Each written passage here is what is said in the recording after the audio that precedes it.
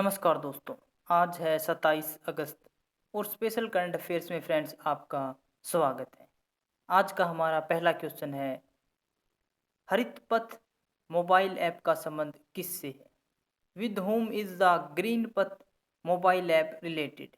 तो केंद्रीय सड़क परिवहन एवं राजमार्ग मंत्री ने देश भर में हरित राजमार्गों के निर्माण की सुविधा प्रदान करने के लिए एक मोबाइल ऐप हरित पथ लॉन्च किया है। The union road transport and highway minister launched a mobile app Harit Path to facilitate the construction of green highways across the country. Harit Path mobile app सभी वृक्षारोपण परियोजनाओं के तहत प्रत्येक वृक्ष के लिए सभी क्षेत्रीय इकाइयों में से प्रत्येक के स्थान, विकास, प्रजातियों के विवरण, रखरखाव गतिविधियों, लक्ष्यों एवं उपलब्धियों की निगरानी करने के लिए भारतीय राष्ट्रीय राजमार्ग प्राधिकरण द्वारा विकसित किया गया है। हरित भारत संकल्प से क्या अभिप्राय है? What does green India resolution mean? तो एनएचआई ने national highway authority of India ने एक राष्ट्रव्यापी वृक्षारोपण अभियान हरित भारत संकल्प भी शुरू किया था, जिसके तहत राष्ट्रीय राजमार्गों के किनारों पर 25 दिनों में 25 लाख से अधिक पौधे लगाए गए हैं। NHAI also started a nationwide plantation campaign, Harit Bharat Sankalp, under which more than 25 lakh saplings have been planted in 25 days on the banks of national highways. वृक्षों के उचित रखरखाव एवं देखभाल के लिए राजमार्ग ठेकेदारों को जवाबदेह बनाया गया है। इस अनूठी पहल के तहत वृक्षों के रखरखाव के लिए ठेकेदारों के भुगतान को पौधों की वृद्धि के साथ जोड़ा गया है। नई हरित राजमार्ग नीति। केंद्रीय सड़क परिवहन एवं राजमार्ग मंत्रालय द्वारा नई हरित राजमार्ग नीति वृक्षारोपण, प्रत्यारोपण, सौंदर्यीकरण एवं रखरखाव का शुभारंभ 2015 में किया गया था। इस नीति का उद्देश्य विभिन्न समुदायों, किसानों, निजी क्षेत्रों, गैर सरकारी संगठनों एवं सरकारी संस्थानों की भागीदारी से राजमार्ग क्षेत्रों में हरियाली को बढ़ावा देना है। राजीव गांधी खेल रत्न पुरस्कार की शुरुआत कब हुई थी? When did the Rajiv Gandhi खेल रत्न अवार्ड बिगिन? तो 1991 टू 1992, 1991-92 में शुरुआत की गई थी राजीव गांधी खेल रत्न पुरस्कार की। राजीव गांधी खेल रत्न, जिसे आधिकारिक तौर पर स्पोर्ट्स एंड गेम्स में राजीव गांधी खेल रत्न पुरस्कार के रूप में जाना जाता है, भारत गणराज्य का सर्वोच्च खेल सम्मान है। इस पुरस्कार की शुरुआत 1991-92 में हुई थी। यह पुरस्कार भारत सरकार के युवा एवं खेल मामलों के मंत्रालय द्वारा प्रतिवर्ष प्रदान किया जाता है। ये देख सकते हैं फ्रेंड्स, राजीव गांधी खेल रत्न पुरस्कार है जो सबसे बड़ा पुरस्कार है खेलों के अंदर भारत के लिए। गोरुमारा नेशनल पार्क कहाँ स्थित है? Where is the Gorumara national park located? तो यह भारत के पश्चिम बंगाल के जलपाईगुड़ी जिले में अवस्थित एक राष्ट्रीय उद्यान है। It is a national park located in the Jalpaiguri district of West Bengal, India. यह राष्ट्रीय उद्यान मुख्य रूप से भारतीय गैंडों की आबादी के लिए जाना जाता है। 2009 में केंद्रीय पर्यावरण, वन एवं जलवायु परिवर्तन मंत्रालय द्वारा इस राष्ट्रीय उद्यान को भारत में सर्वश्रेष्ठ संरक्षित क्षेत्रों में से एक के रूप में घोषित किया गया था। गोरुमारा को 1949 में भारतीय गैंडों की आबादी के आधार पर एक वन्य जीव अभयारण्य घोषित किया गया था। जनवरी 1994 को एक भारतीय राष्ट्रीय उद्यान के रूप में आधिकारिक दर्जा दिया गया था।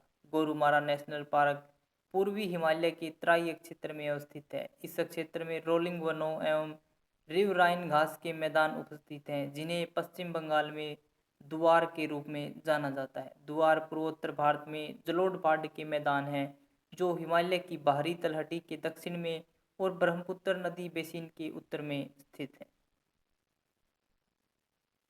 विश्व में सर्वाधिक विदेशी मुद्रा भंडार वाले देशों की सूची में भारत कौन से स्थान पर है? Which place is India on the list of countries with the highest foreign exchange reserves in the world? तो चौथे स्थान पर स्थित है भारत। विश्व में सर्वाधिक विदेशी मुद्रा भंडार वाले देशों की सूची में भारत चौथे स्थान पर है। इस सूची में चीन पहले स्थान पर है। इसे फॉरेक्स रिजर्व या आरक्षित निधियों का भंडार भी कहा जाता है। भुगतान संतुलन में विदेशी मुद्रा भंडारों को आरक्षित परिसंपत्तियां कहा जाता है तथा ये पूंजी खाते में होते हैं।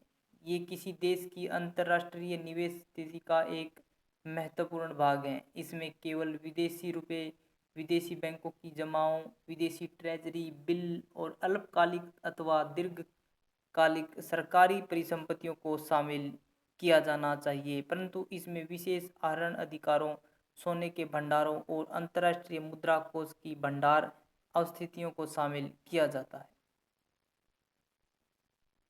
फ्रेंड्स, अगर आपको एसएससी के किसी भी एग्ज़ाम, चाहे एसएससी सीएचएसएल हो, एसएससी सीजीएल हो या सीपीओ, एमटीएस, किसी भी एग्ज़ाम के लिए करंट अफेयर प्रिपेयर करनी है तो आप यहाँ से कर सकते हैं।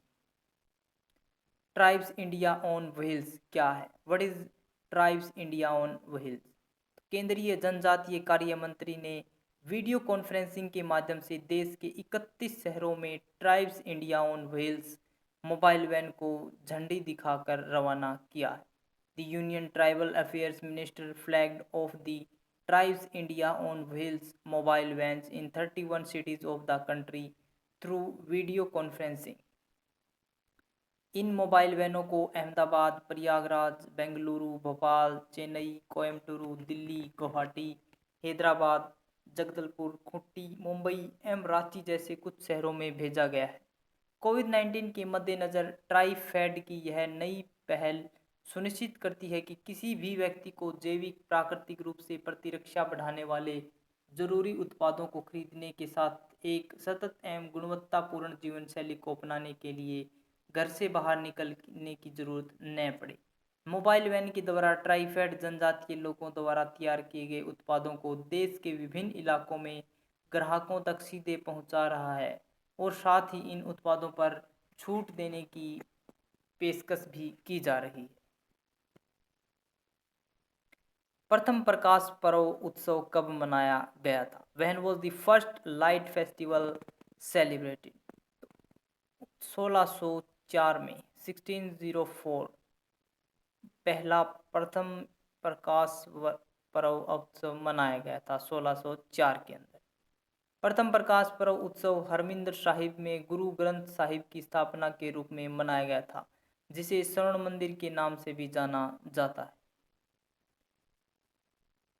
गुरु ग्रंथ साहिब से क्या अभिप्राय है? What does Guru Granth Sahib mean? Sikh धर्म में गुरु ग्रंथ साहिब को शाश्वत गुरु का दर्जा दिया गया है। इसी कारण इसे आदि ग्रंथ के रूप में भी जाना जाता है। यह सिख धर्म का प्रमुख धार्मिक ग्रंथ है। इन Sikhism, Guru Granth Sahib has been given the status of eternal Guru, and for this reason it is also known as Adi Granth. It is the major religious text of Sikhism. आदि ग्रंथ यानी कि पहला प्रतिपादन को सिख धर्म के पांचवें गुरु गुरु अर्जुन देव द्वारा संकलित किया गया था। इस आदि ग्रंथ में सिख धर्म के 10वें गुरु गोविंद सिंह ने अपना कोई भजन नहीं जोड़ा। हालांकि उन्हें 9वें सिख गुरु गुरु तेग बहादुर के सभी 115 भजनों को जोड़ा और उनके उत्तराधिकारी के रूप में पाठ की पुष्टि की। इस दूसरी प्रस्तुति को गुरु ग्रंथ साहिब के रूप में जाना जाता है और कभी कभी इसे आदि ग्रंथ भी कहा जाता है। गुरु ग्रंथ साहिब को किस भाषा में लिखा गया है? इन which language is the Guru Granth Sahib written?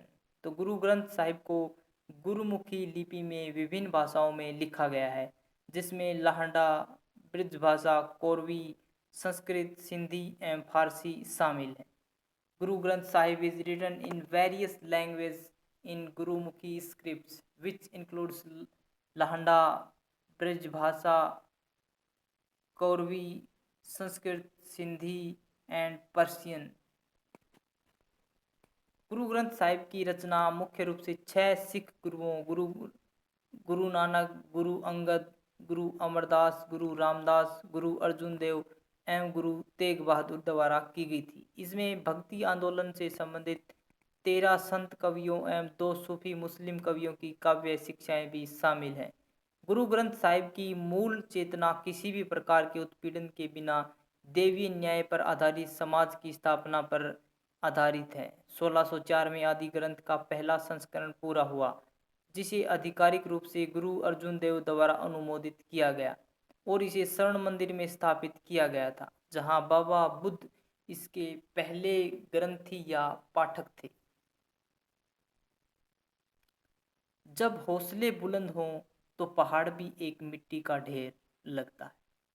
अगर आपके अंदर कुछ करने की ताकत है, अगर आपके हौसले बुलंद हैं, तो आपके सामने कितनी भी बड़ी मुसीबत आ जाए, आप उससे हार नहीं मानेंगे।